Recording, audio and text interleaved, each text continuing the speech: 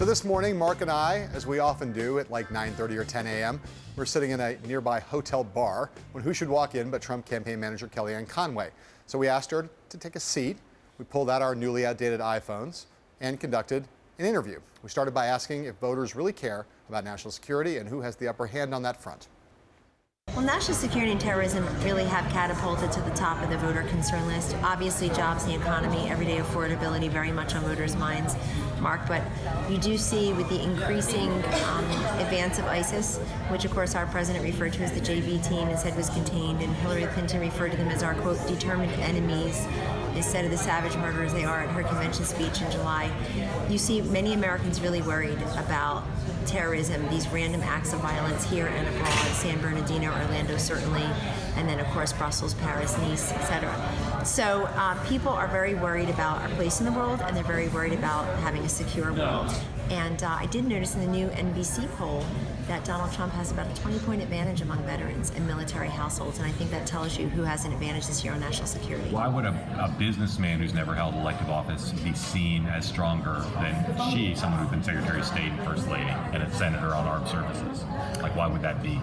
It's a great question. The answer seems to be centered in a few things. Number one, she had the title of Secretary of State, but people are increasingly understanding what that meant. She had more than one half of the meetings, as has been reported, were with donors to the Clinton Foundation. It's a pretty inappropriate use of State Department time. The people at the State Department work for us, the taxpayers, and last time I looked, there are a lot of trouble spots around the world who can really use the United States State Department's help. How about giving rights to women and girls in countries where the Clinton Foundation took money while she was at the State Department, which don't really give rights to women and girls, don't respect them the same way we do here. So people are starting to look at that record and saying, gee, the Russia reset was your idea. That's a really embarrassing, odd moment, poor judgment. Libya, Syria, bad judgment, Benghazi, bad judgment, certainly.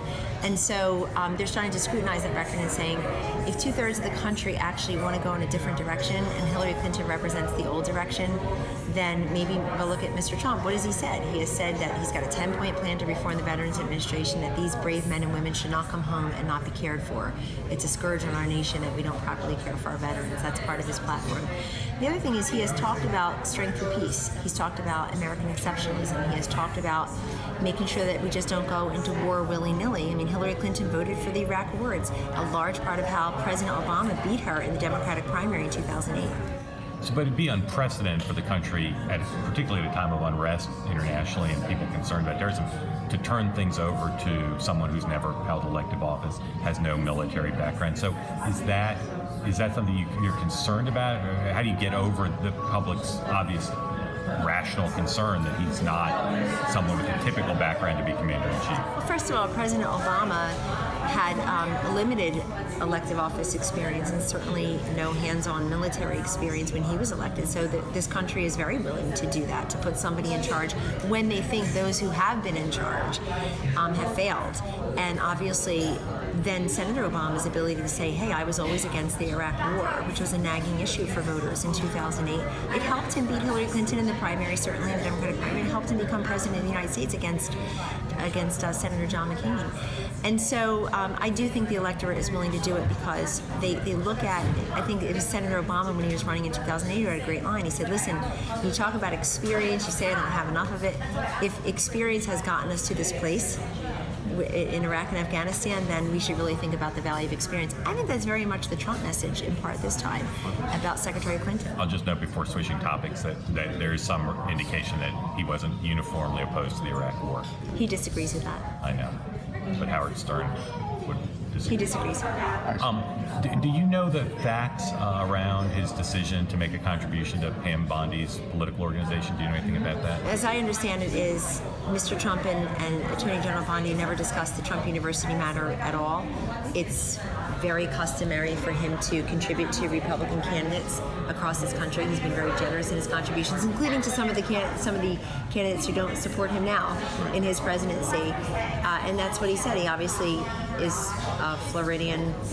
So without seeing the documents involved with the Trump organization in terms of their decision to do it, you're just asking people to accept the timing as a coincidence? given that the contribution came right around the time her office was making a decision. Yes, they say that they've never discussed it. I think there's absolutely no equivalence between that and Hillary Clinton using the State Department as a concierge for foreign donors. I understand, but again, the time people should just say the fact that the contribution was given around the time the office was making the decision, that's just a coincidence. That's what people should treat it as. Pam Bondi and Donald Trump said they've never discussed that, so I would say yes. Shouldn't it be incumbent on Pam Bondi to? I mean, there should be an email trail on this, right? If there was no discussion of how this all happened, we should be able to see documents that. But you don't think there's. I have no idea, but I really hope everybody covers with the same kind of vigor the just literally hundreds of millions of dollars funneling through foreign donors to the Clinton Foundation while Hillary Clinton's Secretary of State. I would say everybody go see it or read Clinton Cash to really put all the pieces together. There's been a fair amount of coverage, obviously, of the foundation and the various questions around that. I guess my question is, there's a New York Times story today that says, look, there's a whole history of Trump in this state violating campaign finance regulations and rules. He's proudly said in various debates that he gave contributions to politicians because he wanted to get stuff from them. And he was proud of it. He said that on multiple occasions.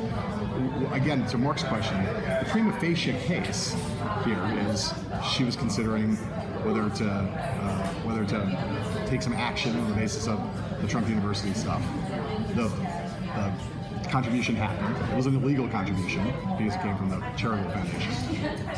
She then decided not. $25,000. She then decided not. And he's not a foreign government. She then decided. I understand, but we're just talking about what seems to a lot of people to look like straightforward pay for play. Oh, it's ridiculous. By the way, Donald Trump. Why is it ridiculous? Because the contribution was made. She decided not to take action, and then he hosted a fundraiser for her shortly thereafter. But he hosts fundraisers for many. Why is that sequence of events not? Shouldn't that be because troubling? Because I think the whole reason that it's in the news is because Donald Trump's actually winning in some of the polls now, including the CNN poll, and people are worried that he can actually win.